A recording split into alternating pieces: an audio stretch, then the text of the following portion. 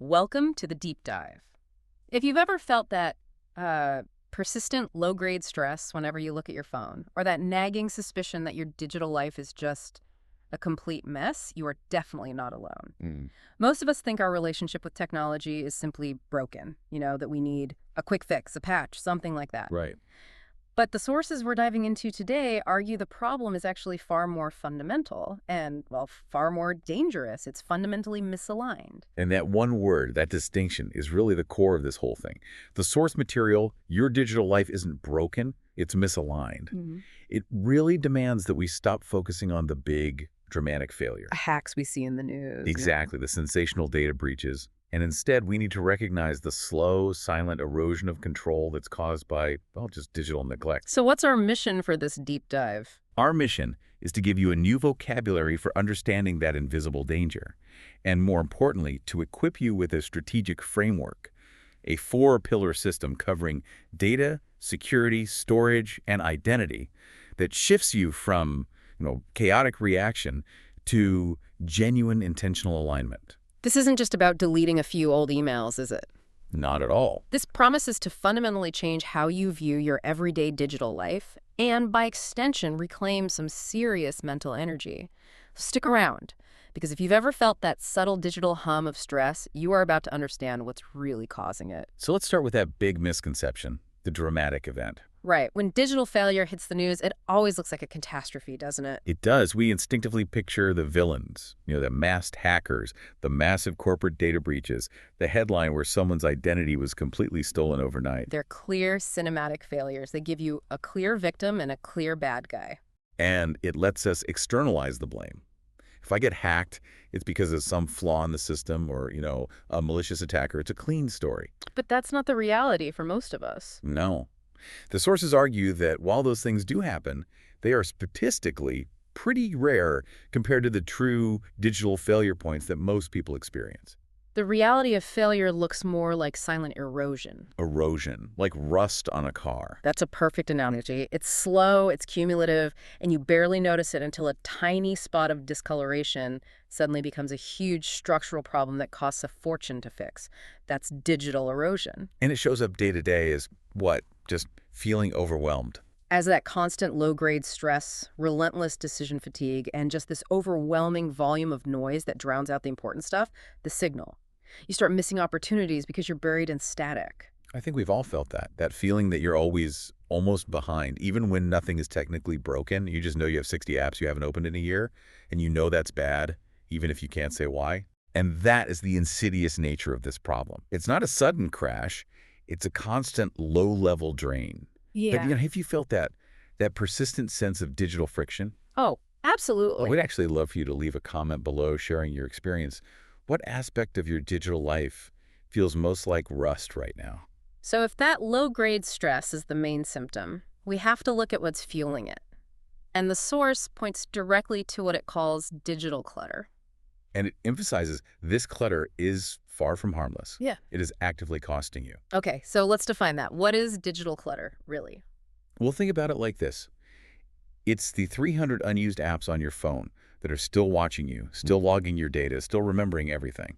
It's the dormant accounts, that forum you signed into once in 2012. Right? That account has an ancient password, outdated security questions, and it represents a completely unguarded side door to your identity that you forgot was even there. The old Cloud Files example is the one that really gets me. These are literally different versions of old documents, expired resumes stored in systems you stopped checking years ago. It's like having storage units in 3 different states, full of stuff you forgot you even owned, but you're still worried about them. And still paying for them in a way. Absolutely. And this is where the cost becomes so clear.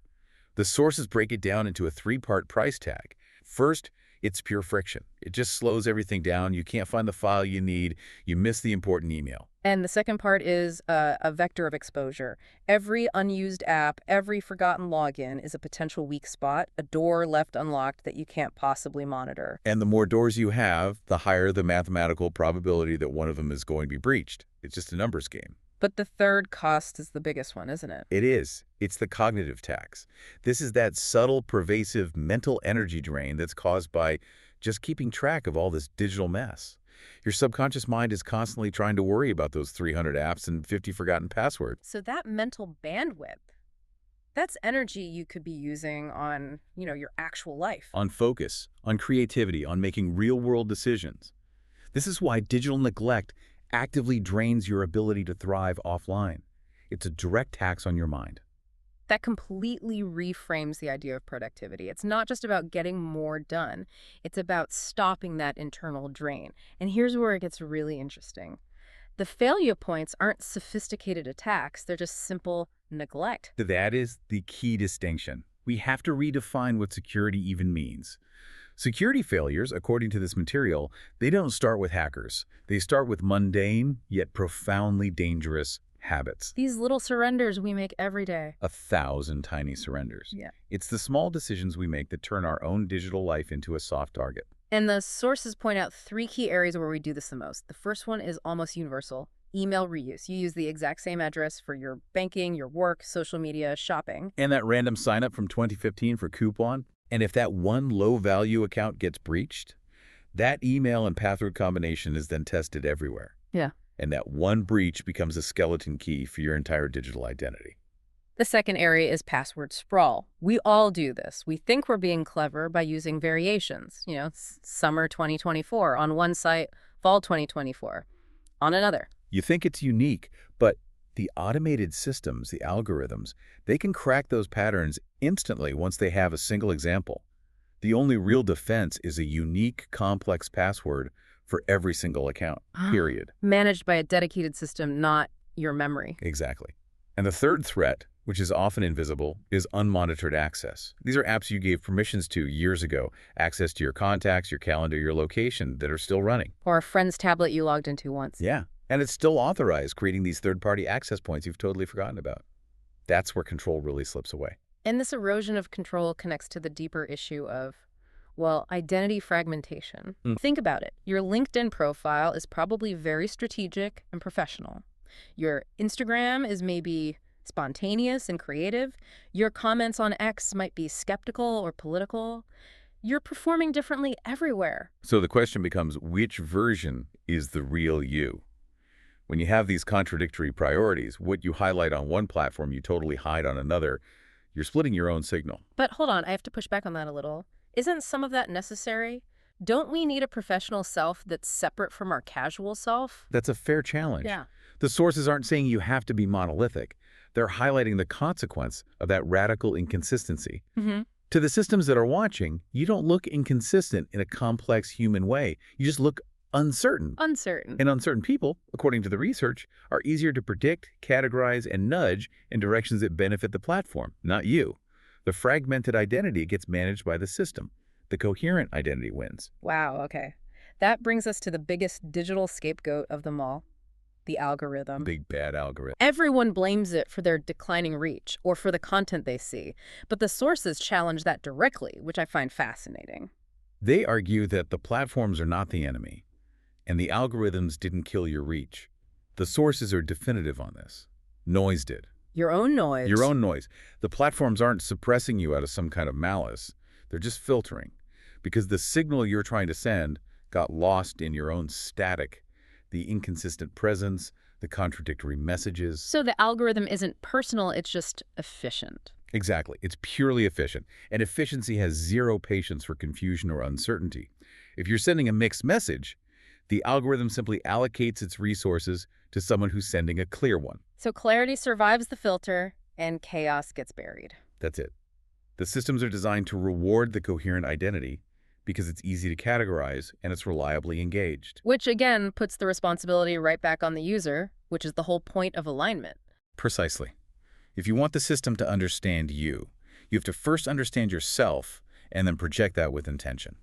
If you are finding this high-clarity analysis helpful, and if shifting your perspective from broken to misaligned is really resonating with you, make sure you subscribe to the NCWEBDE channel. We are committed to diving deep into crucial topics just like this one to make sure you don't miss future insights that help you reclaim control over your digital life. So if the solution isn't a quick fix, and it's not a performance-based digital detox, which the sources call rage quitting followed by relapse. right. So what is the long-term systemic solution? It's alignment. It's moving past that mass deletion phase and establishing a deliberate system where every single digital element serves a purpose that you actually chose. It's systematic, it's rhythmic, it's intentional, not reactive or desperate. Yeah. And the framework is built on 4 deliberate decisions that govern your whole digital ecosystem. Okay, the first choice is defining what stays. Right.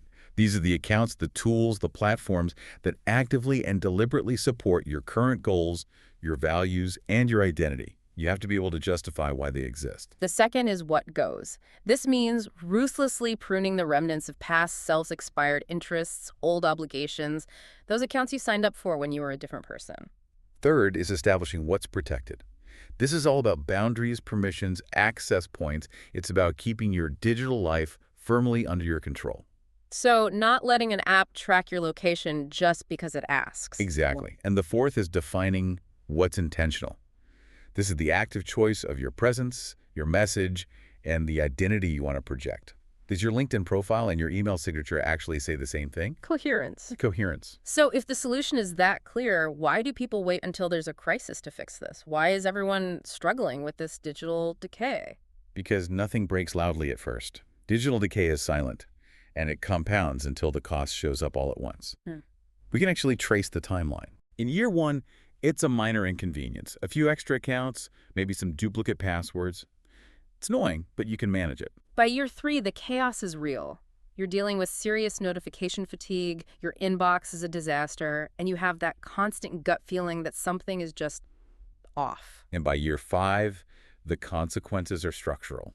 You have identity confusion, you can't even articulate what your digital brand is, your security anxiety is high, and you're genuinely missing opportunities that are just buried in all the noise. And it only becomes an emergency when the fragmentation finally leads to a crisis. The big breach, the identity leak, the missed career-changing email, that's when it becomes triage. So the central takeaway is that maintenance beats recovery every single time. The panic cleanup is exhausting, it's expensive, and it's always incomplete. Which is why we need a systemic, rhythmic solution. And that solution is the annual digital cleanse. This isn't just a frantic weekend of deleting files. No, it's a systematic review. And it's structured around those 4 core pillars. First, you tackle data. What information is out there about you? Where does it live? And do you still want it there? Second is security. You run a full audit. How protected are your accounts right now? Do your passwords hold up? Are you using 2-factor authentication everywhere you possibly can? Third is storage. Yeah. This is about pure efficiency. What are you keeping? Why are you keeping it? And critically, can you find it when you need it? That's the big one. It is. This means finally tackling those massive folders of duplicate photos in organizing your cloud storage. And finally, identity, the coherence check. You take stock of all your primary platforms. How do you present yourself? Does that message reflect who you are right now or who you were 5 years ago? This is where you align the digital self with the real self. It's the difference between being reactive and proactive. It's the ritual of maintenance that transforms chaos into control. So when we boil it all down, what does this all mean? Ultimately, the goal is that your digital life should support who you are becoming, not who you are trying to keep up with. And definitely not the fragmented, uncertain version that the platforms found easiest to categorize and manage for their own benefit. Remember this. The systems are watching, the algorithms are learning, and your digital footprint is permanent. But the choices, the deliberate choices, are still yours if you commit to making them before the platform does. Alignment isn't just about deleting old accounts. It's the fundamental difference between living intentionally and being lived by the systems designed to predict and manage your every move. That's a powerful thought to end on. So what is one area of your digital life data, security, storage, or identity that you will choose to reclaim control over this week? Start small, but start with intention. That's your actionable thought as we wrap this deep dive.